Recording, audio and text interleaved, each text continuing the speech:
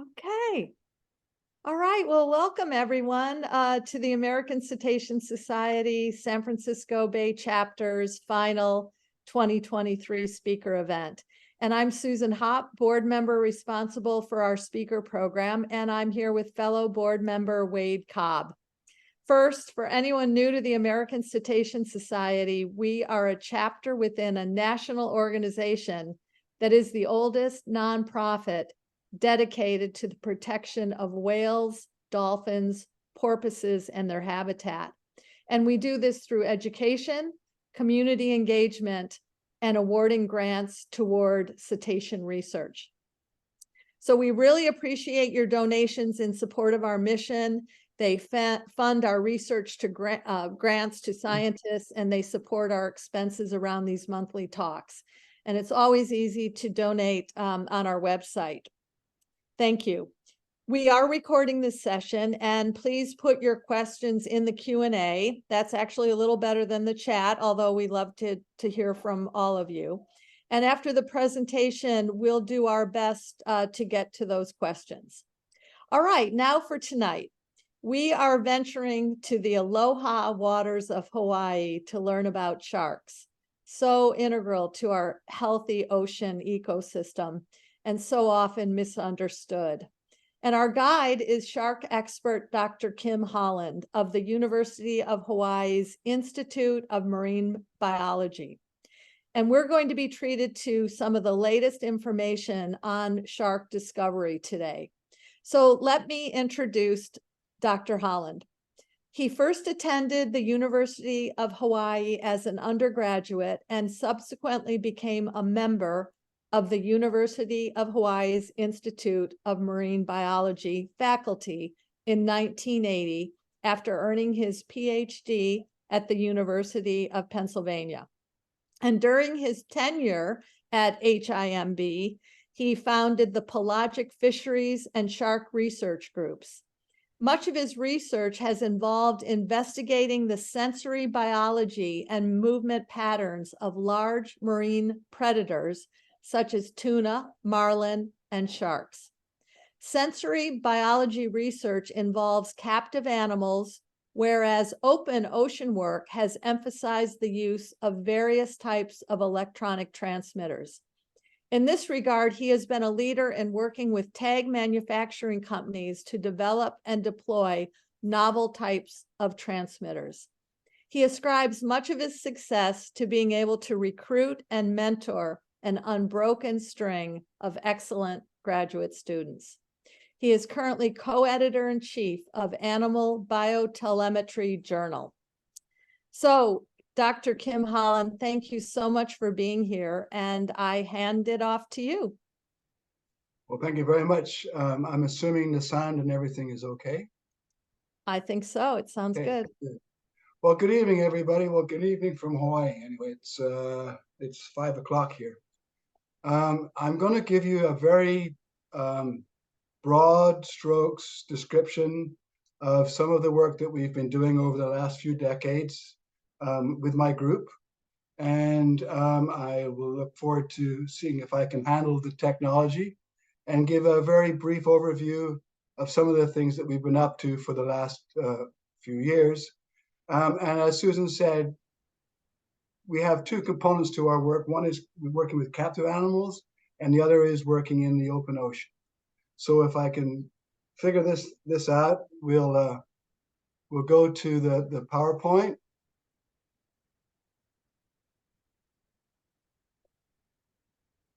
And share screen. Yep. Okay, and go to the beginning and see there. And Susan, I'm sure you'll let me know if you cannot see what I'm showing. Yeah, cannot see it yet. So that share screen that. Yeah, I thought I was there, but we'll try again. On the Zoom page, share screen, go to there. Looking How good. are we doing now? Yeah, there you go. And now just, I think you'll want to, yep, put it in, Okay. yeah. Okay. Okay, so far so good, almost. Great, perfect. Thank you so much for you folks tuning into this one. As Susan said, my name is KimHolland. I'm on the faculty at HIMB. Much of what I'm going to describe this evening is work that I've done with a variety of grad students in my group, some of whom are still with me as postdocs or faculty members. They're listed here.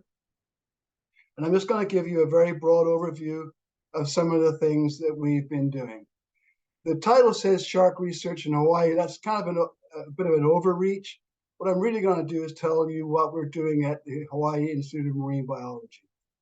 This is Coconut Island, or Moku'oloi, the Hawaiian name. This is where our institute is based, and you can see in the surrounding area this shallow bay of Kaneohe Bay, which is a pupping ground for, amongst other species, scalloped hammerhead sharks. And we take great advantage of the fact that we're sitting right in the middle of the habitat of one of the key species that we're interested in. So what this talk really is HIMB and sharks. If you look at some of the early plans for the development of Coconut Island back in the 1930s and 40s, even back then, there was a small area in the plans that said Shark Pond. This is a photograph I took of some very old plans of Coconut Island. And then I found this document, which actually features a professor, Dr. Albert Tester, that I actually took classes from as an undergraduate. So here's one of the ponds at Coconut Island back in the 1960s. And up here in this tower, you can see Al Tester, and he's got a boom out here where he's got a camera and I think methods of deploying different kinds of odors into the tank. And this was one of the very first experiments to look at the role of olfaction, the sense of smell, in the behavior and feeding behavior of sharks. Al was looking at tiger sharks and hammerhead sharks, which he caught close by to the island. Fast forward about 35 years, and here's a photograph taken from almost exactly the same location, slightly different view, but from exactly the same location. And in this case, one of my grad students at the time, Steve Kajura, was using this lagoon to look at the response of hammerhead shark pups, in this case, to various very weak electrical stimuli. So down here, Steve put a plate on the floor of the lagoon where he could present different kinds of very weak electric signals and then watch the response of these hammerhead shark pups to those stimuli. And so he described the various responses that he could see as, for instance, responding to this electric field, a straight approach, a bend, an overshoot, and a circle in, and so on. So once again, we were using HIMB's location as a platform or as a venue to look at the behavior of sharks. And what Steve showed was that these sharks are incredibly sensitive to very weak electrical currents of the type which probably emanate from their natural prey. But Steve was able to use these semi-controlled environments to actually parse out, to describe the various behaviors that these sharks use to locate very weak electric signals. Now, as you can see up here in the left-hand corner, this part of the lagoon is very, very shallow. And that led to another discovery by another of my grad students, Chris Lowe, who showed that these sharks, when they came in to captivity, were this color, and after a few weeks in captivity were this color. And by putting little patches of UV opaque material onto the pectoral fins of these animals, he could give them tan lines, basically. And what this was the very first, and I believe still the only, demonstration of sun tanning by a fish. So this is one of the other benefits. And as for a grad student to get their little piece of work on the cover of Nature was obviously a big thing for Steve. For Chris. Fast forward to today, And with some new funding that we've received, we now have additional captive facilities, such as this lagoon here that we have out in front of my lab, where we can keep in semi-natural environments a variety of shark species. Much of our work at the moment, and in the past, in fact, has involved looking at the behavior and physiology and sensory physiology of tiger sharks. Here's a very young tiger shark pup in the lagoon. They're absolutely stunning, beautifully colored animals when they're this young. But we can also keep larger ones. And using this ability to capture and retain for a period of weeks or months captive sharks, we've used that facility to develop some novel types of tags.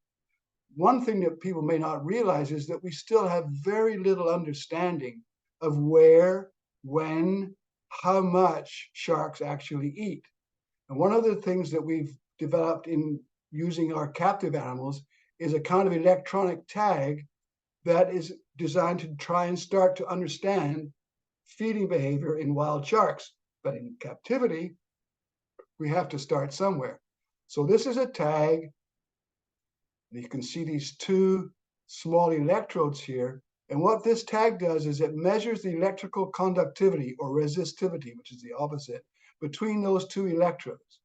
And we can take that prototype tag, put it into some food, which actually is a carcass of a baby hammerhead, and then feed it to the captive sharks.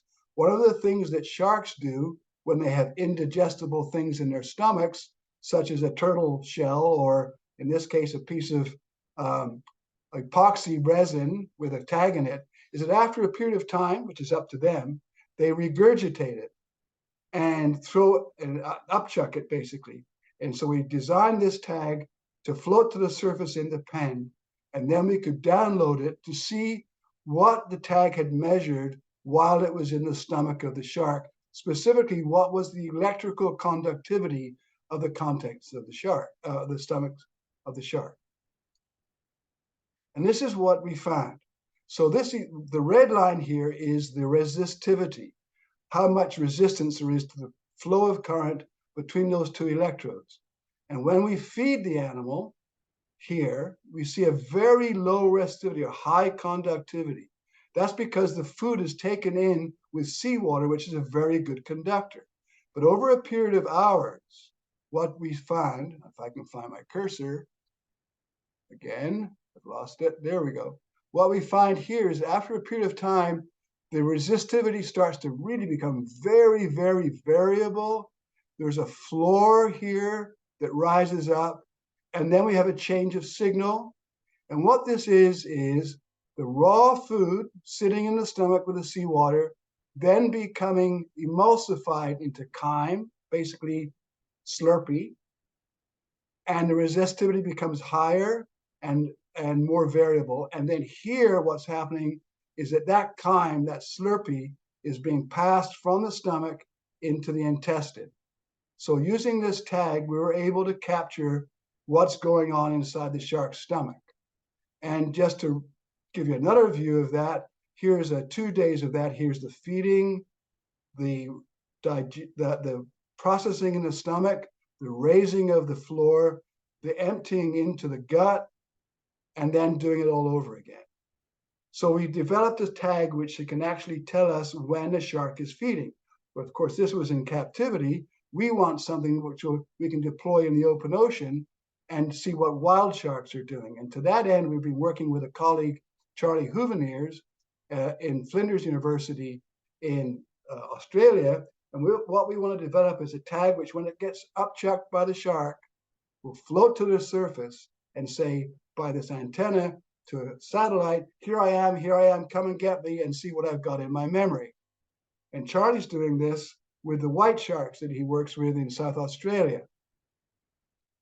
So he's feeding these prototype tags to white sharks. And so to make it easier to find them after the shark has upchucked it, regurgitated it, Charlie has painted some of his tags red to make them easier to find, which is a good thing, because this is the sort of situation in which he finds his tags to recover them, This one is on the intertidal, washed up in the tide line, nicely packaged in some southern fur seal skin. So obviously this shark ate a seal and ate the tag, and then chucked them both at the same time, and they washed ashore, and Charlie was able to go and retrieve it and download it. And he found results very similar to that we'd found with our tags with the captive tiger sharks. This is some work which is ongoing. I'm sure that even cetacean folks would know that this is not a shark. This is actually a yellowfin tuna. And this is what I was doing before something happened. What I was doing was monitoring the movements of tuna by putting acoustic transmitters like this one I'm putting into the gut cavity of a small yellowfin and letting these guys go and then monitoring their movements based on the signal coming from these transmitters. That's what I was doing most of the time in terms of field work, and then something happened. And what that was in the early 90s, very atypically in Hawaii, we had in short succession 3 fatal attacks on humans in Hawaii. And in those days, the typical response when that happened was for people either sponsored by the government or just on their own accord, going out and killing as many sharks as they could find in the general area of where the attack had occurred. So that brought up the whole, resurfaced the whole concept of should we be doing shark culling in order to make the water safer for humans. And what my students at the time, Chris Lowe and Brad Weatherby especially, said was, Kim, what you're doing chasing, tracking tunas around, we know nothing about the actual movements of these sharks. We can transfer the kinds of tracking we were doing with tuna to tracking sharks to see scientifically whether culling has any point or not. And so that's how we switched gears. I switched gears from being a tuna biologist into being more of a shark biologist. So to do that, what we started doing, these aren't necessarily, these photographs I'm showing you aren't all from back in that day, but they're illustrative of what we do. So in order to put a tag in a shark, we go out and catch a shark. And one of the great things about most species of shark, and certainly for tiger sharks, is that if you can get them on their back, they go into this quiescent state called tonic immobility. It's a sort of narcolepsy. And when they're in that condition, you can do minor surgery on them, like implant or attach tags. And so that's what we did to see what are sharks actually doing. Is there any point in going out and killing a shark out in front of a beach where there has been an attack? And this is the way we went about it.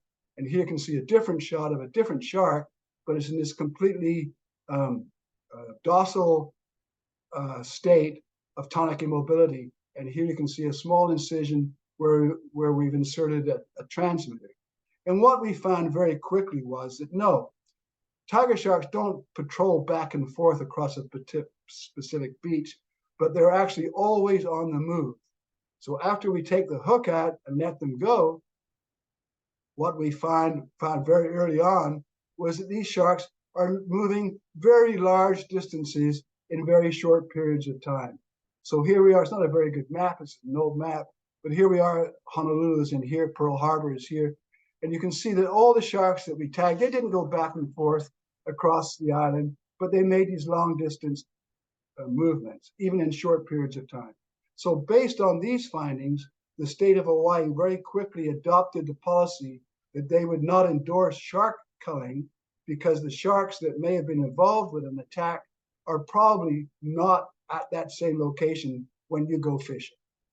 There's a whole backstory to this, which is about the effectiveness of culling and shark attacks, which I'm not going to get into.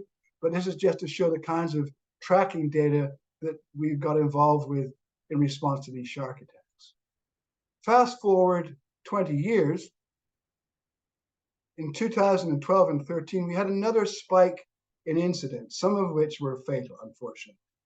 And again, we had no clue as to why this might happen. And most of these attacks, in fact, were happening on the island of Maui.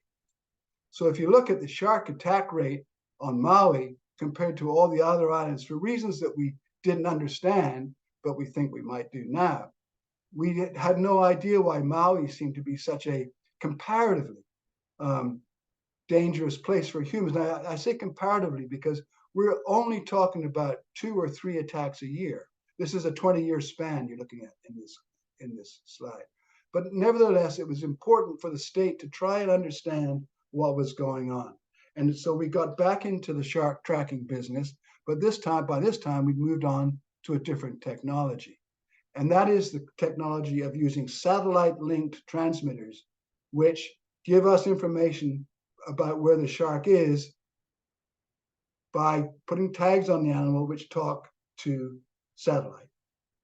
In this tag, we have an antenna here which receives incoming signals from the GPS network, satellite network, and sends out the information that the tag has acquired to the Argos satellite system.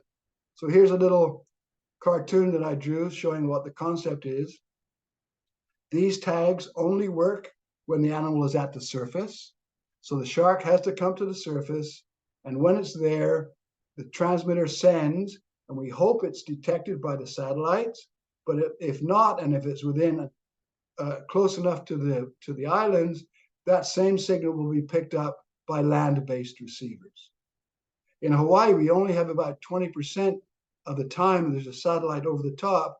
So not only does the shark have to come to the surface, but it has to do it during the 20% of the time that there's a satellite up there waiting to receive the signal, which is why our land-based receivers that we've now started to establish on various high parts of the island, that's why these are so important to augmenting our data throughput. So what did we find? Oh, backing up. So this is what it looks like on a real shark. This is a big, probably pregnant, about 4-meter tiger shark. And this is a short video of how we attach the tag. This is a slightly different model of tag, but you get the idea. Attach the tag, give the shark a push, and off it goes. And again, every time this animal comes to the surface, if there's a satellite above it, or if it's within reach of one of our land stations, we will know where that shark is. Tiger sharks are incredibly robust, very hardy. We can do this surgery on them, turn them over the right way up and give them a push, and they've all swum away and started talking to us. So what did we find? Here's 6 different sharks. Each yellow dot is a time that shark spoke to us from its transmitter. And so what we can see is that most of the time these animals are very coastal. The ones that we tagged, the blue marks show where we tagged it. That was where they were tagged and released. These are off of our Kaneohe. And then we've got the ones that we tagged on Maui. And all of these sharks are very close to shore. But you'll notice on Maui, this particular area in here, very obvious that these are the home ranges of these animals. And the red marks here denote the insular shelf structure. And this is the area basically between the beach, 0 feet, and about 200 meters or 600 feet offshore. That depth range between a few feet and about 600 feet seems to be the sweet spot for tiger sharks when they're in coastal waters. Now, if we look at that insular shelf, you can see here that what we call Maui Nui, which is the islands of Molokai, Lanai, and Maui, that has more insular shelf than any of the other islands combined. So our working hypothesis is that the reason why tiger sharks are so prevalent around Maui is because Maui has the most of that preferred habitat. And not only that, all of the hotels along the Maui coastline face right into that habitat. Whereas on Oahu, for instance, where most people and most tourists are, that insular shelf is more like a halo and up here on the North Shore, not where most of the tourist activity occurs. So this is our attempt to explain scientifically why certain parts of the island seem to be more prone to shark attacks than others. One of the surprising things that came out of that research, however, was this. even though these sharks are very, very coastal around Maui here, this is a shark, some of these animals just take these huge offshore excursions, which take them 400 or 500 miles offshore, turn around, and come right back again. This behavior was completely unknown before we started doing this. Here's another example of another shark that we tagged on Maui, made these big loops, and there's 800 miles between one end of this animal's home range and the other. Now, when they come back pretty close. Here's a close-in of Honolulu Harbor, and here's one of our sharks that had made one of those long-term, those multi-week offshore excursions. But when it came back, it said, oh, I think I'll go and check out, see how things are going on in Honolulu. So these are all hits that we got right inside of Honolulu Harbor. Right now, we have a shark. This is a screen grab that I took a few hours ago. This is a shark that we tagged very close to Coconut Island and is now somewhere about 450 miles offshore. The latest hit here indicates that she is a big, about 13-foot long female, may be on her way back to the islands. But if anybody's interested, you can go to this webpage up here. Whoops, try and go back, previous. You can go to this web address and you can see where our shark is from moment, not literally, but from moment to moment. The web page is updated, I think, daily. So for those that we've got two sharks that are currently talking to us, and this one is right now, as I say, 400 or 500 miles offshore, but maybe coming back. And if you want to follow her movements, you can do so via that web address. This leads into another concept, is the whole idea of sharks as oceanographers.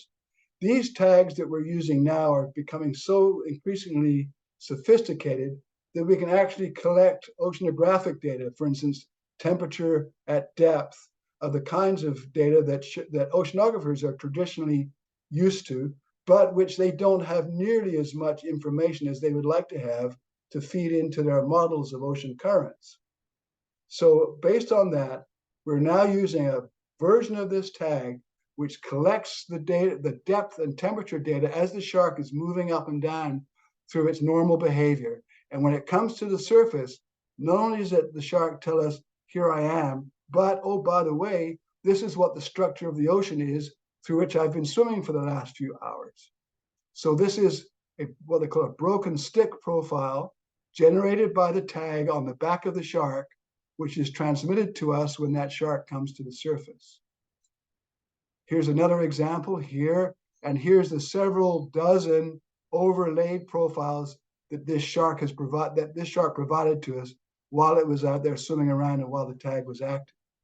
And based on that, we were able to publish a paper saying that sharks now can actual fact provide oceanographic data at greater frequency and better coverage than traditional oceanographic platforms can. So in this case, we have this location here, and this is the red, the green is what the shark says it's experiencing. The red is what the oceanographic models are saying. They agree fairly well at the surface because these models are generated by satellite telemetry, satellite imagery a lot of the time. So we feel that now we're able to have these sharks really, really feed in to providing much more information about their habitat and what's going on physically in the ocean. Let's get a little bit back to the physiological ecology. Not only do we have small hammerhead shark pups that are born in our bay, Kaneohe Bay, but the big ones come in either as females to give birth to their pups, or the males would actually come in for reasons that we don't know. One of my students and now a postdoc with us, Mark Royer here, developed a package which has got accelerometers and a probe measuring the body temperature of the muscles of this hammerhead shark. And the reason he's doing that is because we have other data that show that these hammerhead sharks are absolutely incredibly interesting animals. Every night when they are in the open ocean, they make these repeated depths from very shallow, maybe 10 or 20 meters, down to 700 meters, several times a night, every night. We assume they're doing that to feed. So Mark has designed a package which goes onto the back of the shark, which has this probe going into the shark's muscle to measure internal temperature, while at the same time measuring the speed of swimming, the tailbeat frequency, and the orientation of the animal's body. Of course, there's so much data there, you can't send that out by a satellite. You have to actually go and recover the tag. So when it pops off the animal, we can pre-program the duration of the attachment. We have to send the gang out to the ocean with a directional antenna to home in on that package to try and recover it. And amazingly to me, we get most of them back. And what Mark found was really quite incredible. If we look at the top, if we look at the bottom actually first, this is the shark going up and down 7 or 8 times in a given night. And what I want you to notice is in every case on its way back up, there's this little inflection point right here and right here and right here and right here. That turns out to be quite important. This is what's happening to the temperature. The red line is the ocean temperature that the shark is experiencing as it makes its dives. But look what's happening to its internal body temperature. It's actually not changing very much at all, even though these are not quote unquote warm-blooded animals. They're behaving like a warm-blooded animal. So, and even more important is that this cooling is most rapid once the animal is coming back up into warmer water. So this animal is going from 25°C to 5°C. That's going from swimming temperature to sticking your hand in a cooler full of ice. Okay, so how does this animal manage to do this? What Mark's and accelerometry data show is that the typical dive, the animal glides for a while and then sprints down to the bottom. And this yellow line here shows the tail beats, how very, very active it's swimming, sprints to the bottom, feeds probably on squid and so on, and then sprints up. You can see the tail beats here in the gold color. And it gets to that inflection point that I was telling you about and levels off and then becomes back to cruising speed until it makes another dive. And right here is where that cooling happened. In other words, the animal is somehow managing to stop cooling for most of its dive until it, quote unquote, voluntarily decides to cool down when it's on its way back up. And this is a close-up on that. Here's the tail beats, sprinting down, sprinting up, and then the sprinting stops at that inflection point. And it's only then that the body temperature starts to drop. What we think is happening is the animals are actually holding their breath. Most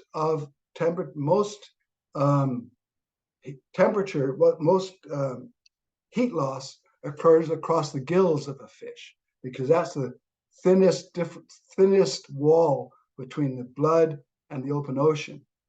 And so we feel that what's happening is that these sharks are basically closing their gills while they're racing down to the bottom to stop losing heat. And then on the way back up, they finally basically say, I need to breathe, open their gills so they can now start to oxygenate. But that opening of the gills causes them at that late stage in the dive to start losing heat. But by then, they're back up in comparatively warm water. And based on that work, Mark got the cover of Science a few weeks ago, Hold Your Breath. So it's with quite a bit of pride that I can say that our group has got a photograph on the cover of Nature and a photograph on the cover of Science. Finally, I'll get to a little bit of show and tell. One of the techniques which not only our group, but many other groups around the world are increasingly using are cameras on the animals to see what's actually going on. We've got several students and others in our group which are now using very sophisticated cameras to becoming more and more depth sensitive, more depth resistant, more and more light sensitive, so you can go into darker water. It's a really ascendant part of marine biology, and shark biology is no exception. And here I'm going to show you, I hope, footage taken by a camera on a sandbar shark, which we let go near Kaneohe Bay. And what this is showing you, filmed by the shark, is that it decided to hang out in a group of mixed hammerheads and sandbar sharks somewhere off of Kaneohe. And you can see on the far left here a large sandbar shark, but the rest of them are a mixture of hammerheads and sandbars. So these are the kinds of information that we're getting from camera-borne experiments that we would actually have no clue of discovering were it not for this newly evolving technology. Whoops. So I'm just going to end this presentation by saying, what are we doing at the moment? We're expanding this whole idea of sharks as oceanographers because it has tremendous potential to inform us not only of where the animals are going and what habitat they're selecting, but as an added bonus, can give us a lot more insight into the physical oceanography of not only in the islands here, but potentially almost anywhere around the world where you can go and put a tag on a shark. And in Hawaii, for instance, and in general, what we're looking at in terms of climate change is ocean heat content. How much heat is there in the water? And in our case, we're interested in how much heat is in the water in the trajectories that hurricanes take when they're coming towards Hawaii. Animals, these sharks, could in fact give us much more information about the heat content that's available to fuel hurricanes than we are currently have, because we have so few sensors in the ocean, and most of the information we get is from satellites, and satellites can only see a centimeter or two below the surface of the ocean. We're also starting a major expansion of our project, looking at investigating the potential deterrents that are available to reduce shark bites. These are experiments we're doing both in captivity and in the wild. We're interested in finding out whether or not there's ways to reduce interactions with humans, but equally, if not more importantly, trying to find ways that sharks are not trying to reduce their capture in commercial fisheries, whether it be longline fisheries or bottom fisheries. It's a major challenge to try and use modern technology to reduce those interactions. We're only just getting started on that, which is why I haven't chosen to give you any of the preliminary results that we're working with. But these are the two major thrusts of the Shark Lab's activities at the moment. The obligatory acknowledgements to our funding sources, and especially to Mark Royer, who's now a postdoc with us, who's shot much of the videos that you've seen this evening, and various logistical support from different agencies. So mahalo, and thank you very much, and I'd be happy to take any questions.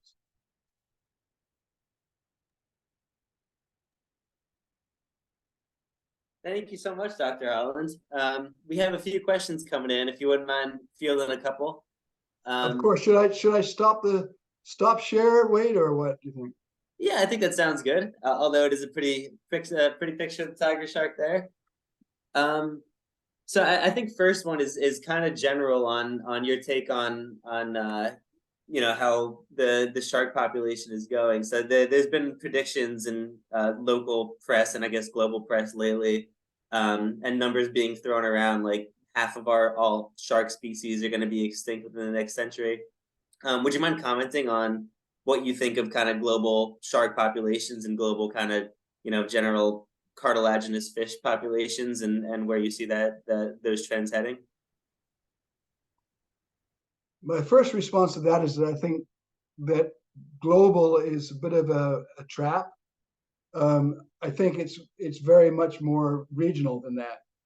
And so there are some parts of the world, Palau is amongst them, Hawaii is another one, where there are very rigorous shark conservation rules in place.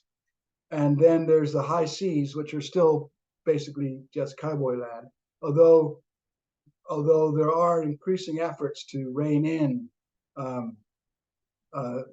illegal catching of sharks.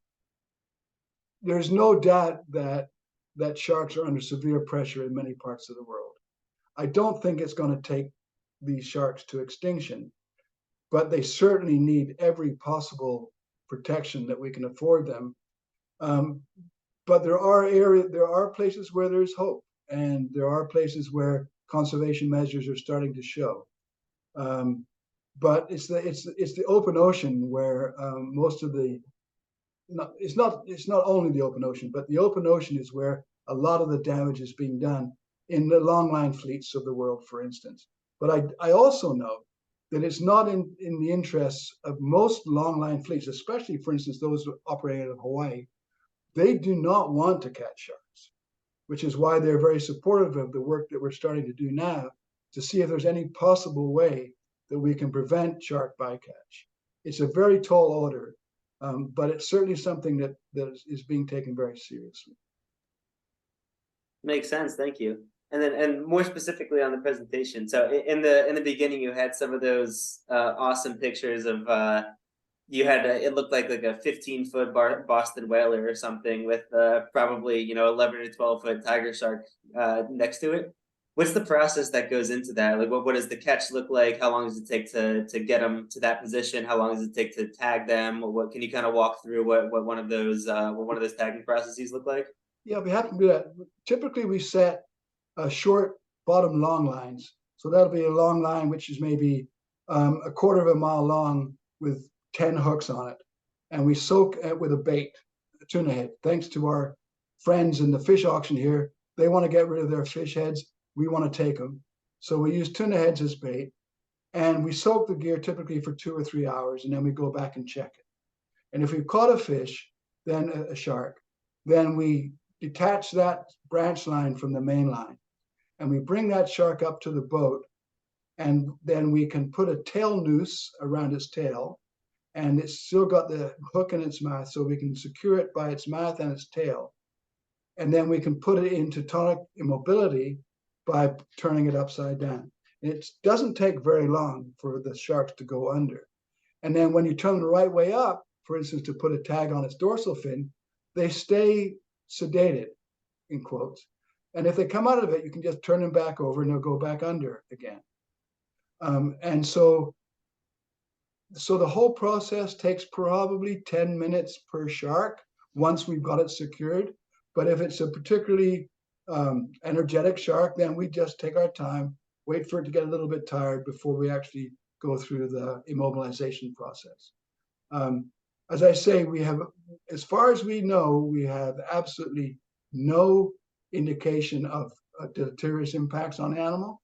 In fact, we've recovered at least 4 or 5 animals that we only knew that we had recaptured them because of the small dart tag that we also put on the animal at the time. And when we look at the number on the dart tag, we say, oh, this shark used to have a satellite transmitter on it. But looking at the fin, you would have no idea that it was ever there. So we feel very confident that we're not impacting the behavior of the animal, and that over the long term, the animal completely recovers in every way that we can measure. Makes sense. And kind of on the same point, again, where we're more on the cetacean expertise over here. Is there a known reason why I think you called it, I think it's tonic immobility, or why that exists, why they kind of go immobile when they're on their back? Right. There is no consensus.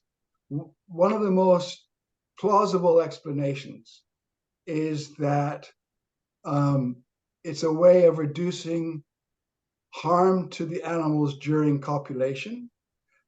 Mating behavior in sharks is not fine wine and roses. It's really very aggressive. The males physically subdue the females, basically biting them into submission.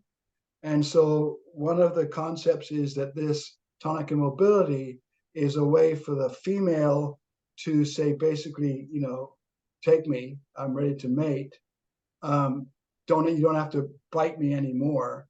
And that response is conserved across both sexes just because nature tends to be very conservative, and if she cooks in one response in one sex, then it might still, be evident in the other sex. So one of the most common theories is that this is a way that the animals respond in order to reduce potential injury during copulation.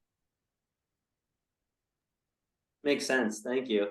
And then on those charts that you had a little bit later in the presentation with the hammerheads that were diving to, I think it was 700 meters or so. Right.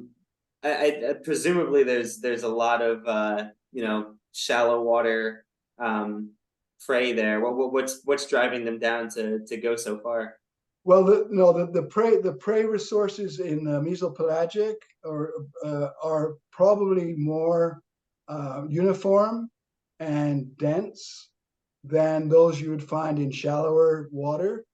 So we're assuming that this behavior is functional, and that the return on investment of these behaviors is worth the effort. And so actually, if you look at the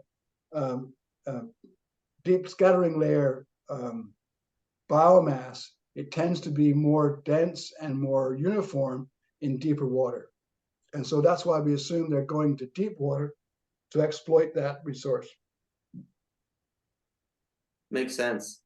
And then in the very beginning, you showed the side by side of the two sharks, and one of them had a suntan. Is there a specific pigment, like in humans, that's It's causing melanin. that?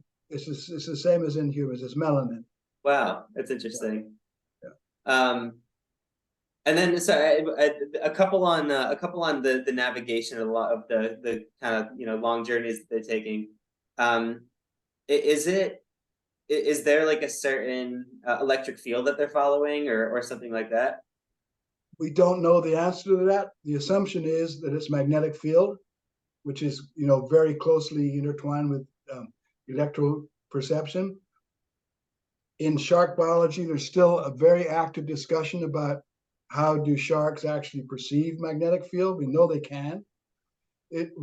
I tend to ascribe to the theory that sharks can use their electrosense to detect magnetic field. Whatever they're doing, what's impressive is that these animals can swim large distances in virtually straight lines. I can't swim in a straight line down a 50-meter pool without bumping into the side, But these animals are doing straight line movements for hundreds of miles, and then they're finding their way back to where they came from. The assumption is that they're using magnetic field. Pretty amazing. And on the same train of thought, is there any evidence of like a genetic component, like our mothers and offspring taking similar pathways? Nobody home can't help you with that one. We really don't know. I mean, there's no parental care. There's shark pups don't swim with their mother for a year. They get birthed and see you later. So yeah, I mean, there's so many mysteries yet to be discussed, yet to be resolved in not only in shark biology but in general. And I think open ocean migration is one of those fields where we still really have only just scratched the surface. Makes sense. And we had one question on Sharktober, which I had never heard of. The definition, it seems like, is October nearshore shark activity with unprovoked shark bites. Is that a real thing? There is a small, statistically significant, perhaps, bump in the number of shark attacks in Hawaii in the month of October. Some close colleagues of mine think there's a biological underpinning to that. I don't agree. And again, we have to think that those numbers are, again, in the ones and twos. To me, if there was a biological underpinning to that bump, you would see dozens of attacks in October. So I personally have a hard time reconciling what looks like a statistical bump with whether or not there's any biological explanation to that. And again, the caveat that even if it's a bump, we're talking about ones and twos and not tens or hundreds. Makes sense. That's interesting. I hadn't heard about that. And then so we had one on the coals in Hawaii. Is there? Are you still kind of seeing that as a popular trend when there is an encounter with the human? And is like outreach and education effective in swaying public perception? I'm happy to say that shark culling has really gone into the background. It's a very gratifying example of science being fairly rapidly incorporated into official policy. It's not any law about it, but it's just what the Division of Aquatic Resources in Hawaii has adopted, unofficially adopted the procedure. They will not endorse shark culls. Now, if there was any evidence of the rogue shark, which there has never been, or if there was a spate of attacks in a location, then I could see that there might be a resurgence in pressure to do shark fishing, but neither of those things have occurred. And in the meantime, the move against culling has taken hold. So it's a success story. Amazing. And so as far as like Hawaiian, I guess, mythology and lore goes, are there certain species that are more favored? And if so, do you know why? Certainly in Hawaiian mythology and cultural stories, there was emphasis on large sharks, which we assume are tiger sharks. We do have white sharks in Hawaiian waters, most of which seem to be visitors from California or Mexico. And so whether or not in pre-contact days there was fishing for white sharks, we don't know. But certainly Hawaiians, had a very pragmatic perspective, as most islanders do. On the one hand, they were very reverential to certain species. On the other hand, if they needed one for a reason, they would kill it. And so, for making drum skins or making implements, so there was a reverence for sharks, but it wasn't to the point where it prohibited sharks being used or eaten when it was appropriate. Makes sense. And what's the process for aging sharks? Like, how can you tell the age of a certain subject you're looking at? Mostly it comes down to vertebral ring counts. It's very difficult with sharks, actually. It's a bit of an art form. But for very young ones,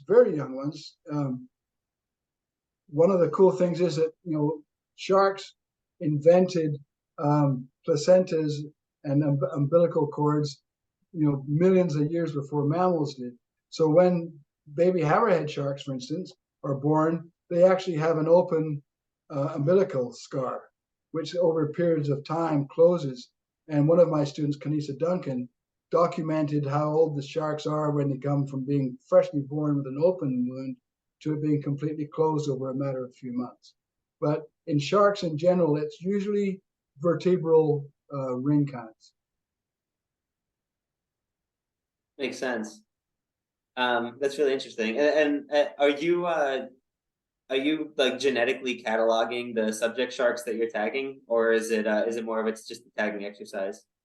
We used to take tissue samples on a regular basis, and we have shared those with geneticists who do that kind of stuff.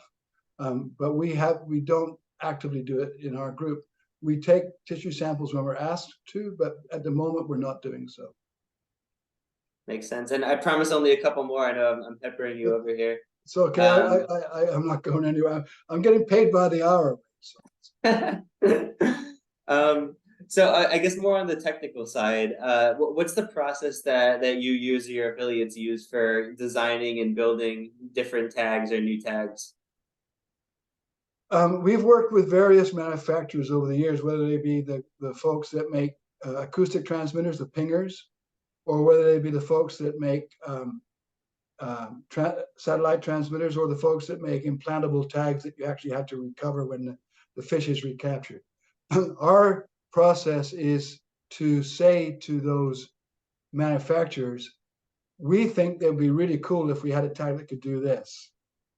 And does that overlap with where you think your business model is going? And if they say yes, then we have this back and forth between us as field biologists and the tag manufacturers as technical experts.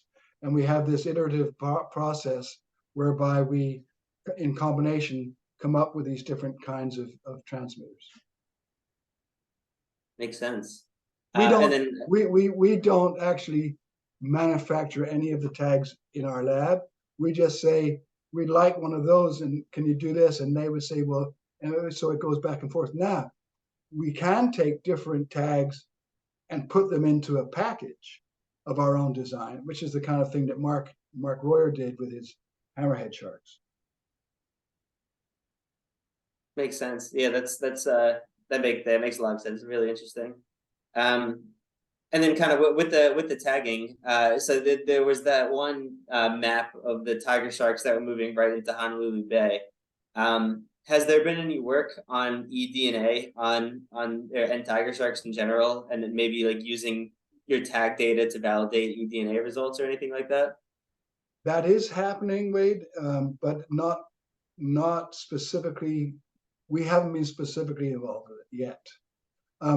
We do have researchers that want to go out where we've caught animals and see if they can basically ground truth their eDNA by knowing that they're sampling from water right where we were. So, and where we know there's a shark because we caught the bloody thing, right? So that there is a certain level of interaction between our group and the eDNA guys, but it's not extensive at this point. Makes sense. And so we had one more kind of back on shark biology. Did the deep diving physiological profiles that you measured in those hammerheads show a similarity to the diving marine mammals who also kind of hold their breath for long periods of time? Yes, in fact, in the paper that we published in Science, that was one of the analogies that we drew. Is very analogous to breath holding in marine mammals. Yeah, I mean, to air breathers like us, we think of breath holding as not breathing air, but what the sharks are doing is they're not breathing water. But nevertheless, the main point is the same: is that we're not taking oxygen. The sharks and the marine mammals are not taking oxygen from their environment. They're only using what they can take with them. In the case of marine mammals, in their lungs. And in the case of the sharks, it seems that all they can take with them is what's in their blood. Makes sense. That's and on I guess switching gears a little bit. Have you been in have you kind of been up to date on the research on the Farallon white sharks, and what do you think of kind of what the ID process is on those versus what's going on in Hawaii? Well, we know that Farallon sharks show up in Hawaii on occasion. I'm not very up to date on what's going on with Farallons, but certainly it's obviously a very important habitat for white sharks, both juveniles and adults. No, I don't really have much to add to that, actually. No worries. And it's not quite in your jurisdiction. I don't know if I think that was Susan's question. I don't know if you had any additional points on that. Well, actually, I just wanted to, I just feel like it's been an amazing presentation, Kim. And just the point, I remember a few years ago of reading about a swimmer in Maui, did her regular swims and was, taken out by a shark. And then the reaction of, the human reaction was just to go out and kill all these sharks. And to see that your science was able to really show that it didn't make any sense, because it's not going to be the same sharks, and sure, they were just, so I just feel like that is such a testament to how important scientific research is. Well, thank you. Yes, and as I say, and Wade brought this point up before. There's an underlying reverence for sharks in Hawaiian culture. Yeah. And although it's not sort of like taboo, but there's a recognition and reverence. So I think it was comparatively easy for the science to be incorporated into modern policy, even though that policy is unofficial, because there was this deep background of appreciation of the role of sharks in the ecology. Mm. But I do take a lot of pleasure in the fact that the science that we're doing seems to be fairly quickly adopted in Hawaii, not just on sharks, but some other stuff that we're doing with tunas as well. Yeah, it's and I guess what I wanted to, you ended the slide with the additional research that you're working on, which at least touched on one area of for climate change and what we can learn from sharks. And I think that would just be so fascinating to have you come back and speak on that. So I don't know when you might have some data. Well, we have the data. It's just it's a matter of convincing the ocean. I have to be careful about how I use my words here. What we're doing is we're introducing a whole new data stream to oceanographers that has not been available to them before, and so we're in the process of getting that community to start taking our data seriously. And we're in the beginning steps of that. Okay. Well, there's been so much. It's just been a really rich presentation, and we could continue on, but I think we'll be back in touch for 2024. Okay, I look forward to that. Yeah. Thanks so much, Dr. Holland. You're welcome, Wade. It's nice to have met you. Thank you all. And Kim, the big check's in the mail. Okay. I'll be waiting. Okay, bye-bye, guys. Good night, everyone. Thank you.